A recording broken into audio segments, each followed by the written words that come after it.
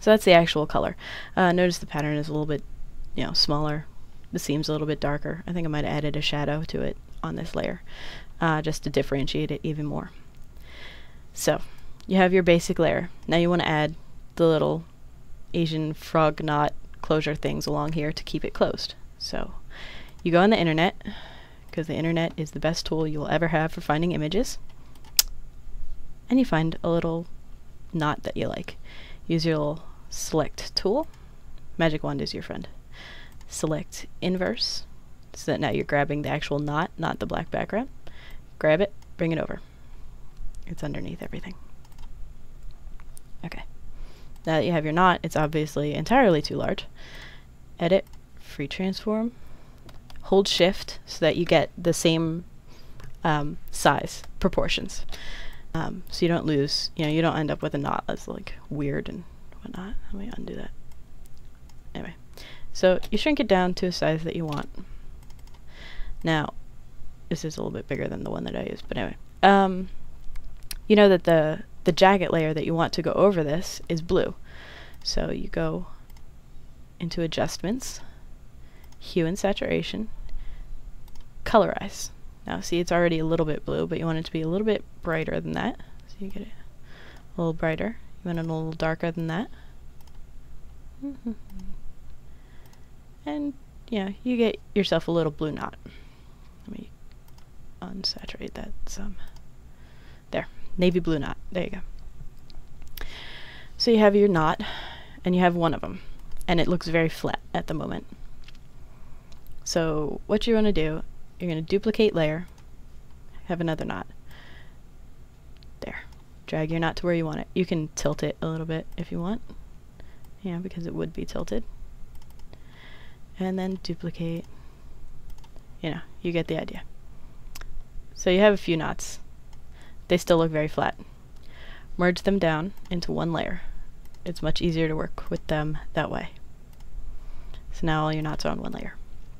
Go into blending options. Load, thank you. Do a little drop shadow. Now obviously you don't want that because it looks like it's hovering over. So let's do a distance of 1. And you can keep the 5 size.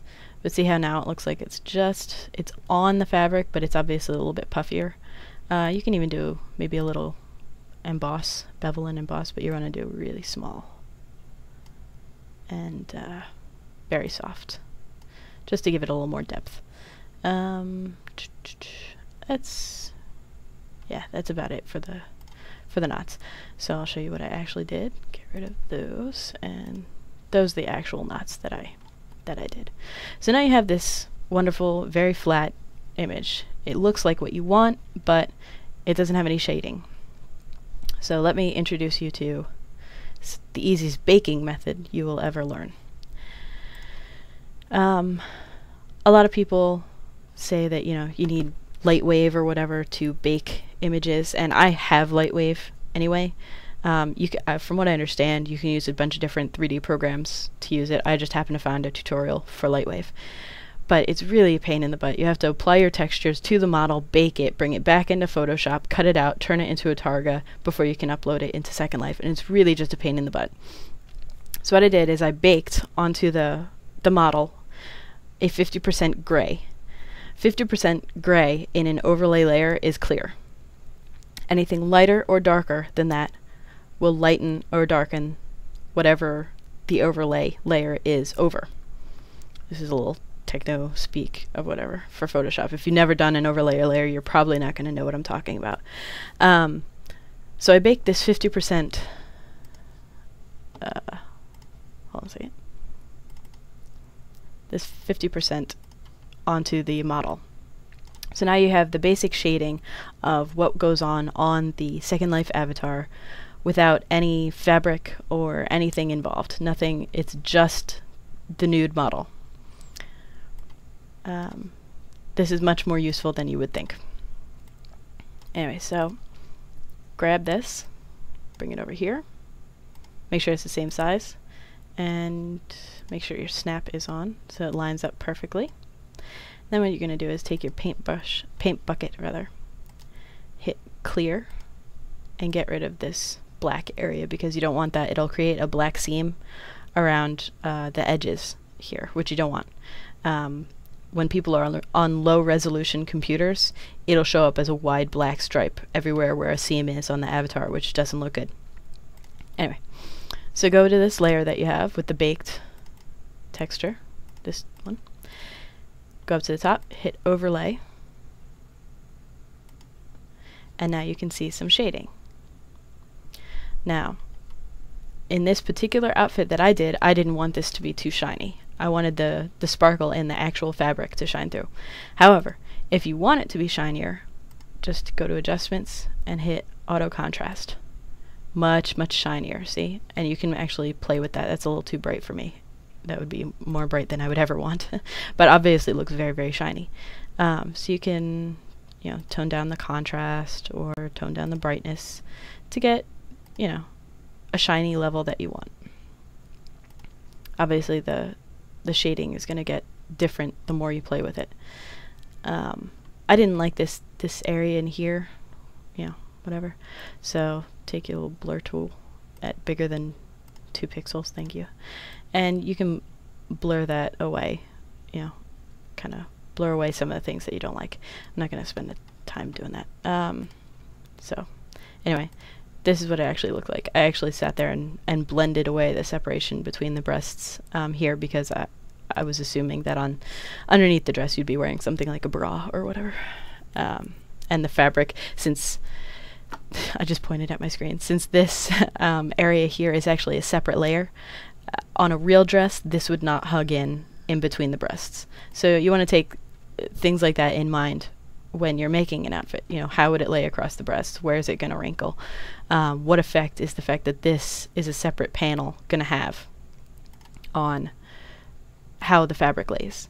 I also have a folds and highlights layers saved. If you already know how to make highlights and wrinkles and stuff, you're going to want to make a kind of a standard one that you use and then adjust from there. It saves a lot of time if you do that.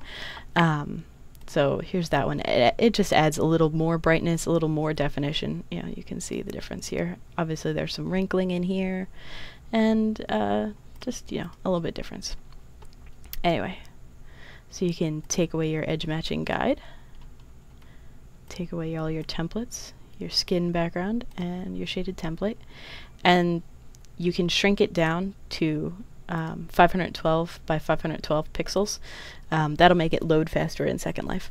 But this is basically the image that you're going to end up with that will fit directly onto your avatar. In order to change the colors of this layer, what you're going to do is duplicate the layer and choose a color that you like. You know, go to hue and saturation, change the hue. Let's go for, okay, that's a good color, but you can't see anything. Let's go for 50. So 50 is a very bright green, but you know, everyone will know you're a physician.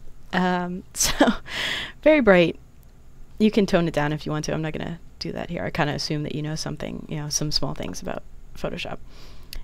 Go into duplicate layer and go another 50. Okay. You can do more separation if you want, but basically you want to keep the distance between them somewhat symmetrical because that way your colors will always match. You won't have some weird sage green hanging out with some weird cardinal or canary yellow hanging out with pink. You know, these colors don't match.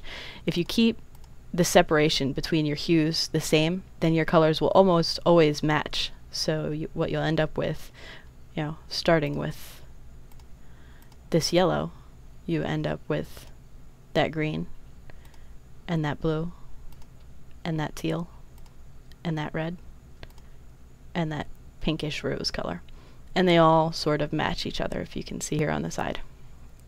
So anyway, I think that's about it. I hope you guys learned something, and I hope I didn't ramble too much and annoy you, but that's about it. That's all I have to teach. hopefully you learned something and enjoy making more clothing